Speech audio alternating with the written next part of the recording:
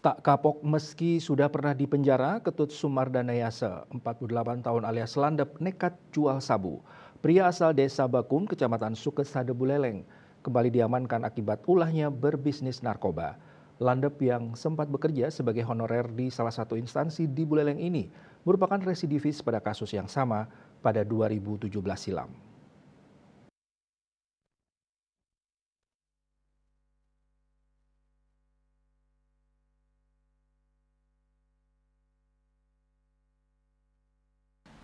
Kapolres Buleleng AKBP Ide Bagus Widwan Sutadi memaparkan Landep pernah divonis 5 tahun penjara di kasus peredaran sabu-sabu dan bebas pada 2022 lalu.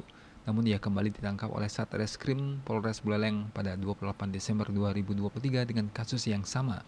30 paket sabu tersebut memiliki berat total 5,55 gram bruto, 4,05 gram neto, dan sejumlah barang bukti yakni alat isap sabu, pipet kaca berisi residu diduga sabu, serta satu alat komunikasi merek Nokia. Terungkapnya kasus ini berkat informasi dari masyarakat pada 27 Desember 2023. Tim Opsnal yang dipimpin oleh Kasat Narkoba melakukan pemantauan dan pengintaian terhadap ciri-ciri target operasi dan rumahnya. Menurut informasi sering melakukan transaksi narkotika jenis sabu-sabu di rumahnya target operasi.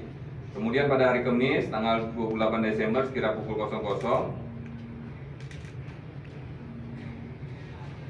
tim mendapatkan informasi bahwa TO sedang berada di rumahnya dan akan melakukan transaksi narkotika jenis sabu.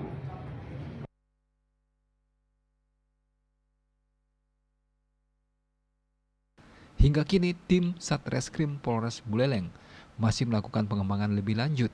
Atas perbuatannya pelaku dijerat pasal 114 ayat 1 Undang-Undang RI nomor 35 tahun 2009 tentang narkotika dengan ancaman pidana penjara paling singkat 5 tahun dan paling lama 20 tahun serta denda paling sedikit 1 miliar.